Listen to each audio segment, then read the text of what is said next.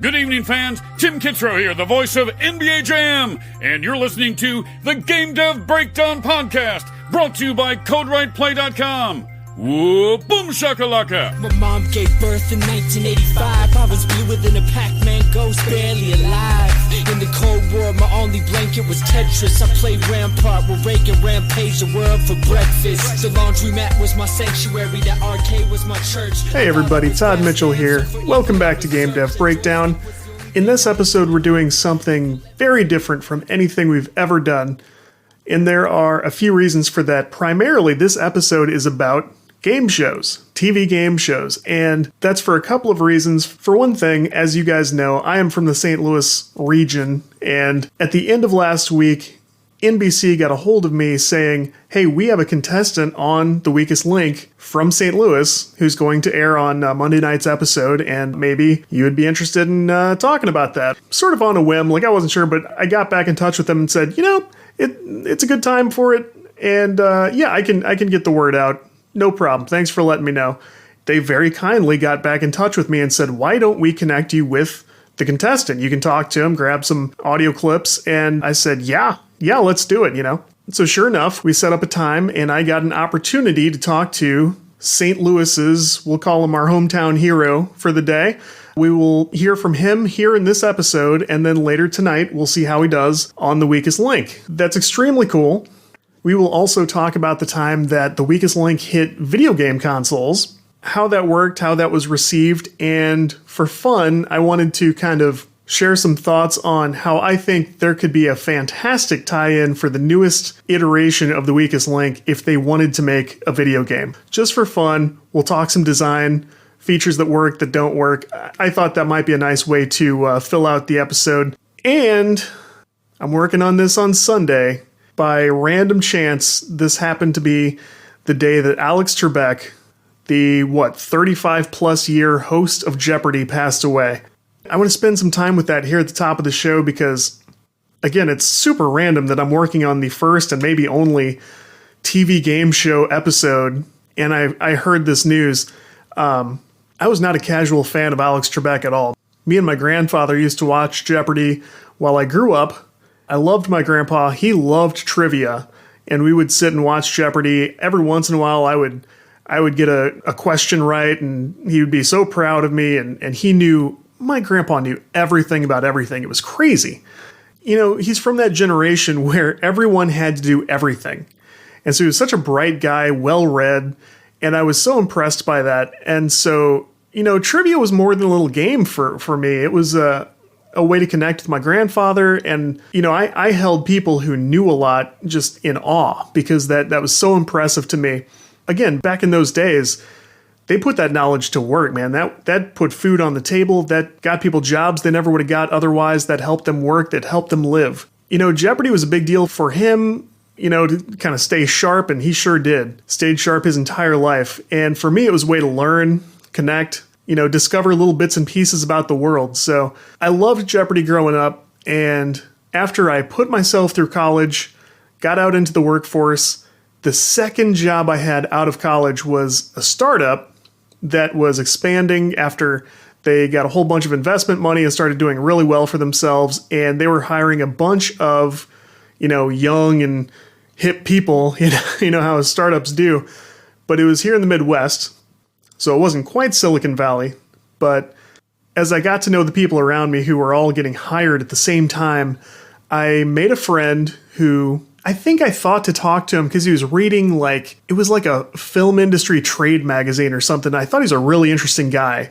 And sure enough, he told me he was involved in independent film and had graduated from Webster's film program and everything. But this guy, I found out, also had this really strong passion for trivia. And so we would chit-chat over that, and eventually we became friends, and we did a couple of trivia nights together. We set up our lunch period to basically meet up, go to the office gym, and we would put on Jeopardy reruns in the afternoon. And we would, you know, drill ourselves and blurt out answers and just laugh and have a fun time. And eventually, while we were still at that job, I worked there 3 or 4 years. When the Jeopardy auditions came through St. Louis, he took a day, auditioned for Jeopardy, and was selected. And so then our Jeopardy time turned into like boot camp because, I mean, he was way harder core than I was. You'll hear this again in my interview with Spencer. I don't think I could handle that kind of pressure. I'm not interested in putting myself in that pressure cooker, but he was ready. He was amped. He was extremely good. And the day rolled around and he grew like a tribute Alex Trebek mustache from back in the day. And that's how he played the game. And it was very obvious that's what he had done. He crushed like the first round on Jeopardy. And then like after he missed one question, that sort of negative momentum caught up with him, and it was a rough go from there on out, but it was so fun to watch. It was really fun to go through that experience with my friend and see how he did. But yeah, big fan of Alex Trebek's work. It's funny how someone doing like a hosting job for a TV game show, it's fascinating how much that permeated our culture. And he really did bring a lot of joy to a lot of people just by being that good at his job. Think about all the SNL sketches it inspired and all the Halloween costumes, and you bring up his name, everyone knows who you're talking about. He just seemed like a fantastic guy, and he did a great job on Jeopardy for so long. So Alex Trebek, thank you. You'll be missed. You'll be celebrated. That brings us to tonight's guest, and this is, of course, a pre-recorded interview because I spoke to Spencer. Today's Sunday, so I spoke with him on Friday afternoon. Obviously, you know, we don't get to talk about how he did, how it went, but I have a sneaking suspicion he did great. And I sincerely don't know, so I don't mind saying that. I have no idea. But he was such a nice guy, super positive energy. I can't imagine getting to know this guy for a minute and not rooting for him, even if you're not from St. Louis. So give this a listen, and then afterwards we will talk a little bit about what makes The Weakest Link interesting from a design perspective, and the ideas I think would make a fantastic tie-in video game. So let's go ahead and hear my chat with Spencer Scott. All right. Hi, Todd. Hey, Spencer, how are you? I'm doing well, thank you. How is it going? You know, going as well as things can. How about yourself? Yeah, yeah, exactly. My sentiments exactly. That's something I like about this. It's a nice positive topic to discuss. So let's jump right in. You have been on The Weakest Link at this point. It's about to air Monday night, 9 p.m. Central after The Voice. Is that right? Yeah, that's right. You are a St. Louis native? Tell me about that. Born and raised in St. Louis, yes. Grew up a Cardinals fan, played a little baseball there, and stayed there until I left for college. Well, let me give you the greeting of our people. Where did you go to high school? Visual and Performing Arts High School, Magnet School. Nice. Yeah. It's at a different location now, I'm pretty positive, than when I went there. I gotcha. Cool. So tell me how you end up a contestant on The Weakest Link. Well, you know what? I always loved game shows, even as a little kid. In fact, I grew up in a household with my grandmother and great-grandmother as well as other relatives. So it was this big house filled with love. And my great-grandmother, one of her favorite things to do, besides soap operas, was watch game shows. And as a little guy, I used to just kind of sit, beside her and play along, and I always thought I'd win if I ever got on one. So it got old enough and was in a location, as it turned out, where I had a chance to audition and went for it.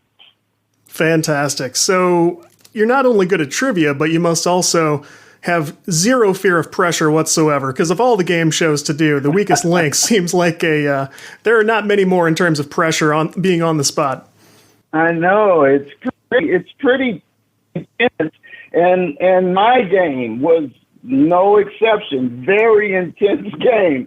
But I tried to tell myself going in, the odds are low, so you just try not to let the pressure wear you down. I mean, I didn't want to go in with too high expectations. Just play loose and free and let the chips fall. What was it like compared to watching on TV? What do we not see? Is it rushed? What's it like? No, I guess the main thing you probably wouldn't know from watching at home is that it takes a long time. It's a full day, 10 hours or whatever it is. So it's not even though by the end broadcast it's an hour show, it takes quite a bit of time to get there. So during the course of a long day, you get a lot of time to just think, and that pressure does build. Tell me this, are you an active trivia guy? I mean, do you do it a lot in your spare time, or is it just strictly, kind of watching on TV and being a fan? Yeah. You know what? I watch a lot of TV game shows when I have a chance. Just, if one of the other shows are on, and I play alone at home, and just like when I was a kid, I still think I could beat everybody. So, yeah, I just love game shows, but I don't go to trivia nights. I'm not into it like some people where they're playing almost professionally or socially interacting with trivia buffs. I don't do that. Mm-hmm. And I ask because that does seem like a big, I don't know if it's regional, but it does seem to me like St. Louis is a little bit obsessed with trivia. I've been to no shortage of events myself. All my friends seem to do it. I don't know if we're a top region for that, or if it's just, or if everybody's like that, Yeah, well, I think more and more you start to see trivia become its own sort of entertainment, social platform. And yeah, there are lots of people who are really into it. And I don't know how you combine trivia with drinking. that would cause problems. But a lot of people drink and play. Hey, to each his own. Tell me this, did you guys get to do any kind of rehearsal round, or was it just you go cold onto the set and you start the process? What was that like?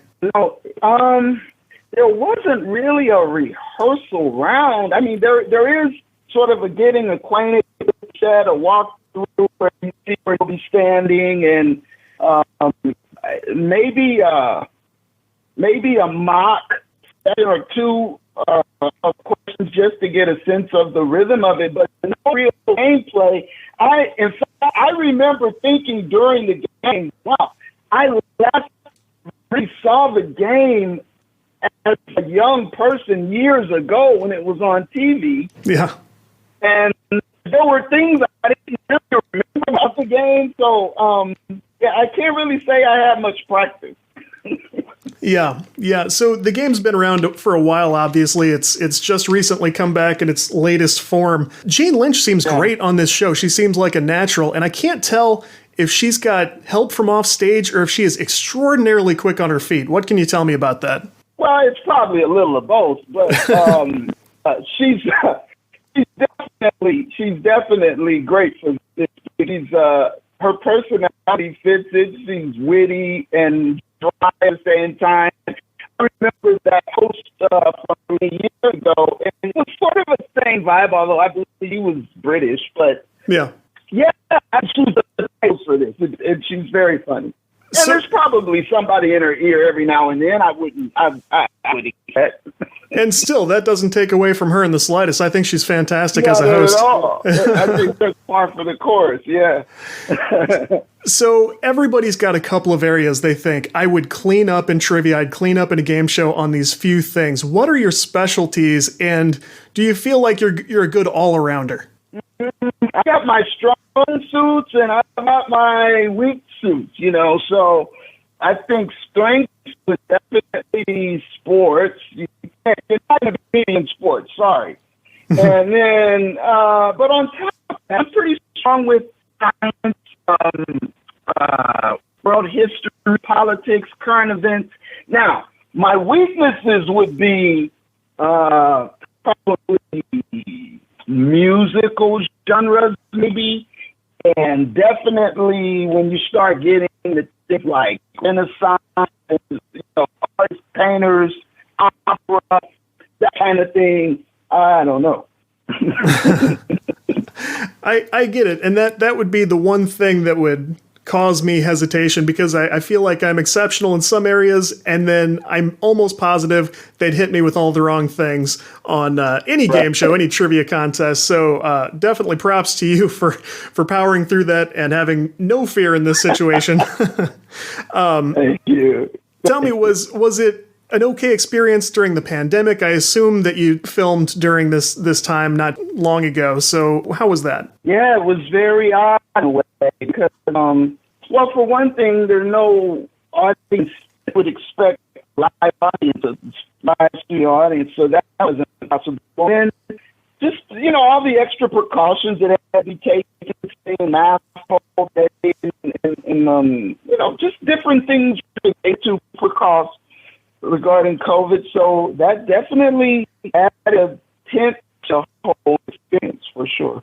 Mm-hmm. Well, again, I mean, this is such an odd time for us, and a lot of difficulty finding things to smile at, things to enjoy. So things like this, and giving St. Louis something to root for. We've had more than enough things to worry about. It's nice to get a break, to have a hometown hero to clap for. So we will be watching very closely to see how things went for you. And was it a positive experience overall?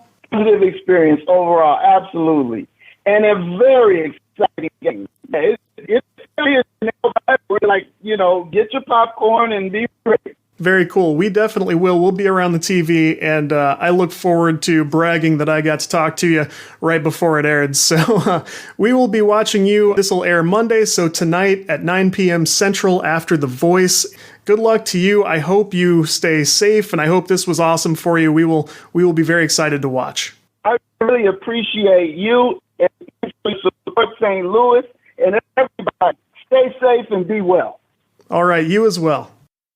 Enjoy basketball, soccer, and all your favorite sports like never before at BetMGM. Sign up using bonus code CAPITAL and your first wager is risk-free up to $1,000. Plus, when you register with BetMGM, you'll get instant access to a variety of parlay selection features, live betting options, player props, and daily boosted odds specials. Download the BetMGM app today or go to BetMGM.com and enter bonus code CAPITAL and place your first wager risk-free up to $1,000. Now you're winning with the king of sportsbooks. Visit BetMGM.com for terms and conditions. 21 years of age or older to wager. Washington, D.C. only. New customer offer. All promotions are subject to qualification and eligibility requirements. Rewards issued as non-withdrawable free bets or site credit. Free bets expire 7 days from issuance. Please gamble responsibly. Gambling problem? Call 1-800-522-4700.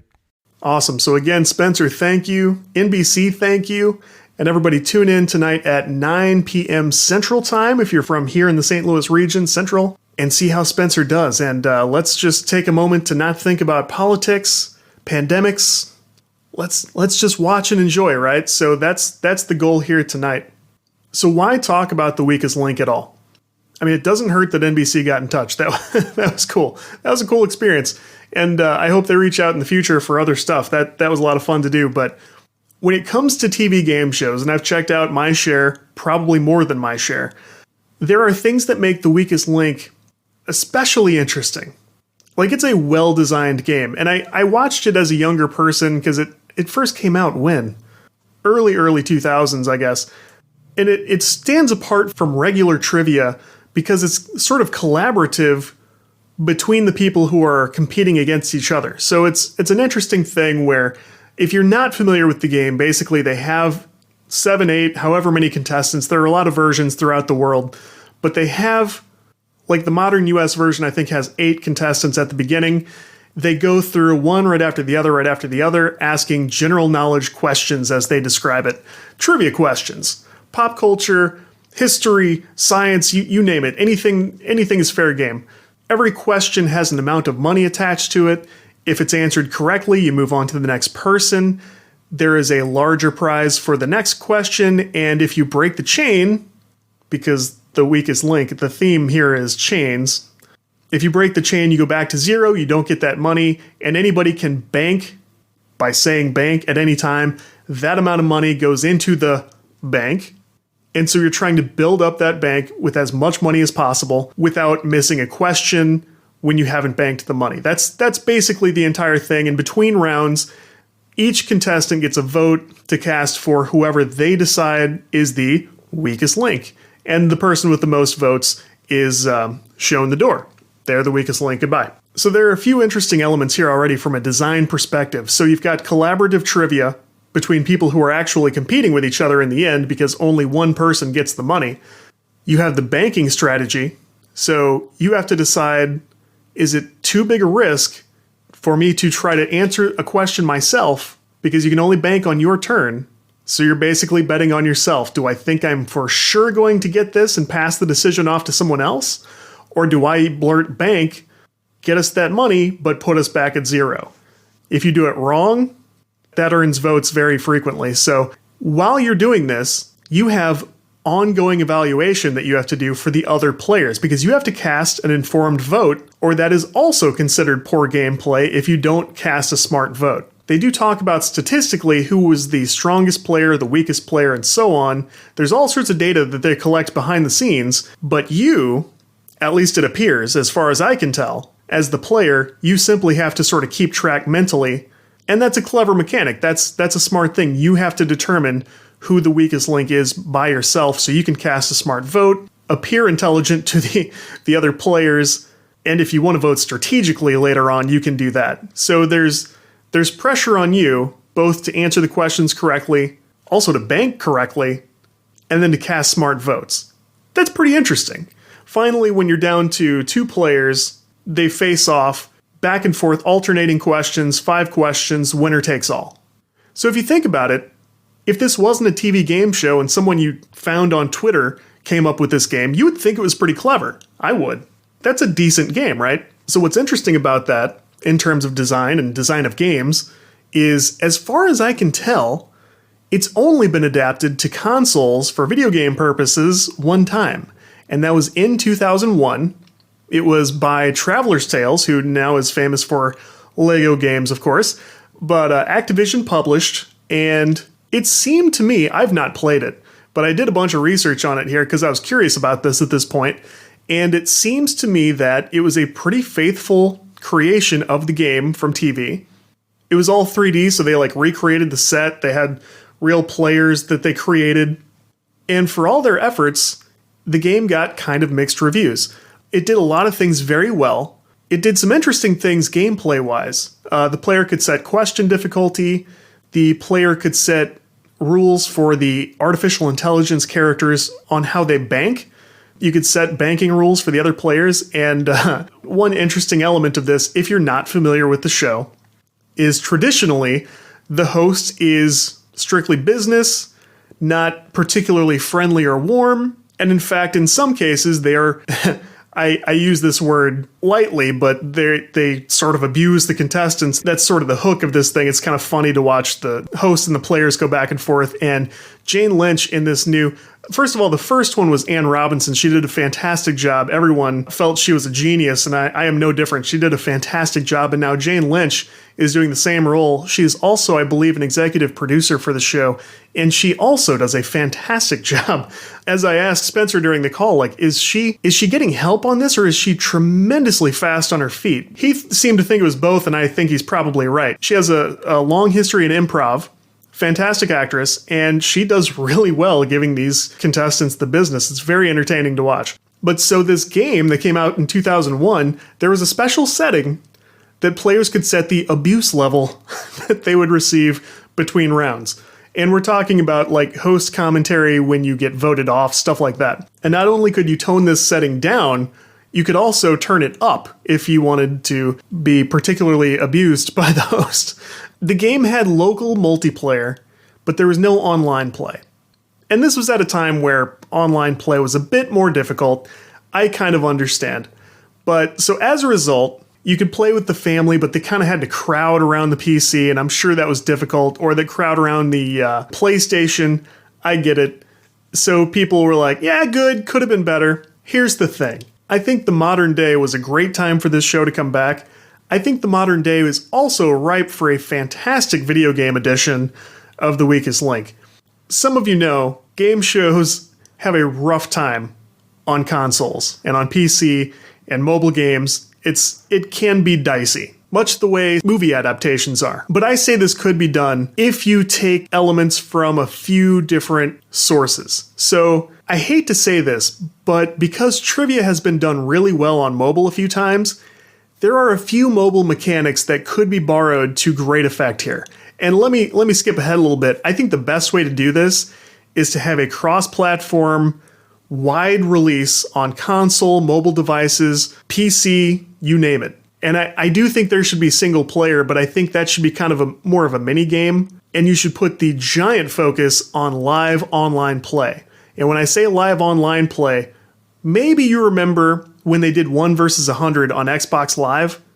Everyone I talked to who played that thought it was fantastic. And it's a shame they don't do that anymore. But the way this worked was, there would be a schedule for 1 versus 100 online, just like there was a schedule for it on TV. I think that could work here too.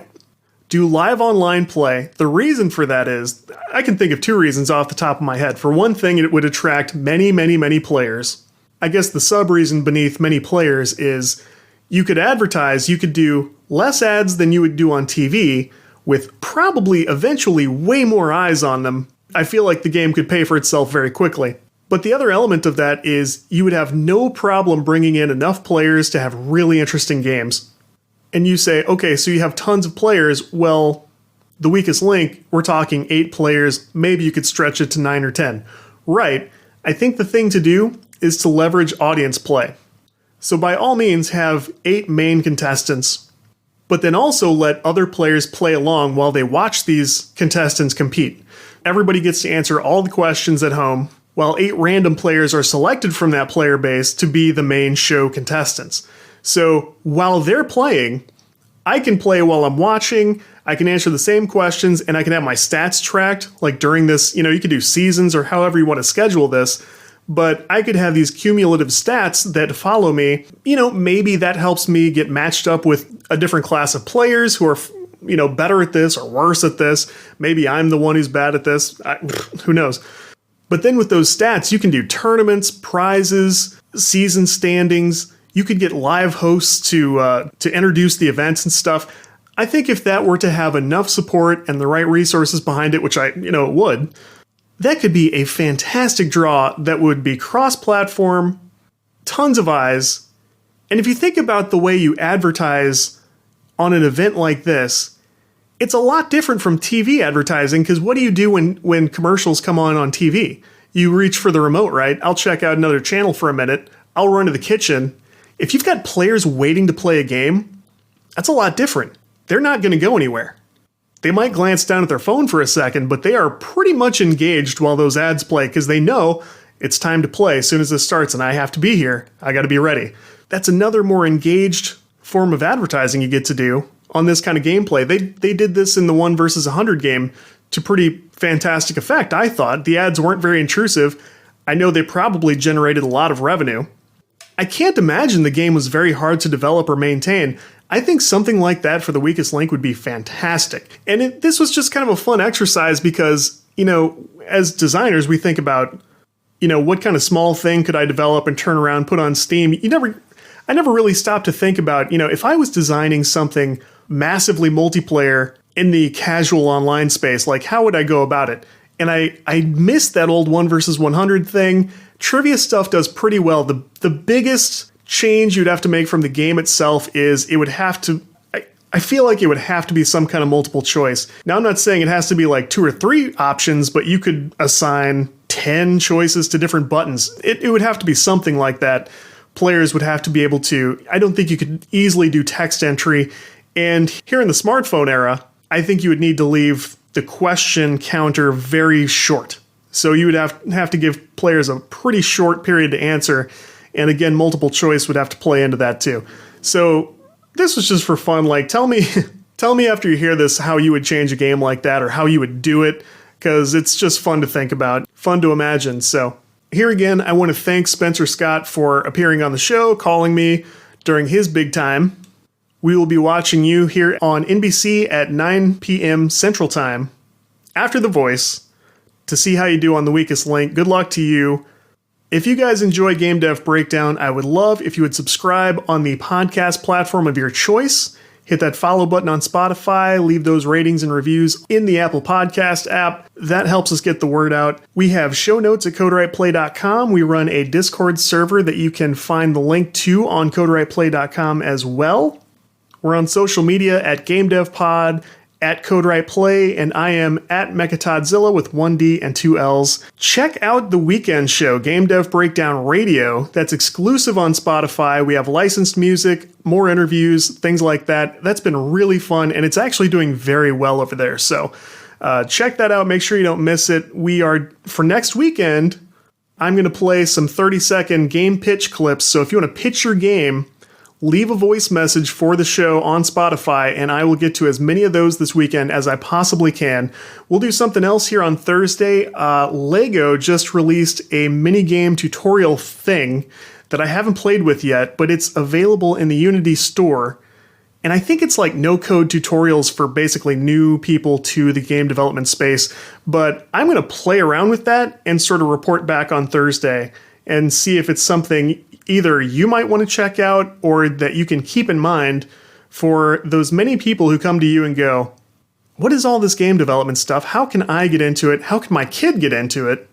That's going to be a biggie. And in fact, our buddy Matt just told me, like, I play every Lego thing I can think of. If you made something with that, I would play that too. So just for fun, we might have to make a game for Matt to play. But in the meantime, send me feedback, show topics, news, anything. This is your show just like it's mine. I will talk about anything you want to hear about. Otherwise, love chit-chatting with all of you on social. Thank you again to NBC for helping me set this show up. That was fantastic. I never would have expected that, but I sure enjoyed doing it. And I'll do more of this kind of thing as the opportunity arises. We can always tie it back to game development, especially when it's a game to begin with. So work hard this week, everybody. Make me proud. And I will be back talking to you again on Thursday. Congratulations on your game dev breakdown, whatever that is. Sounds idiotic to me.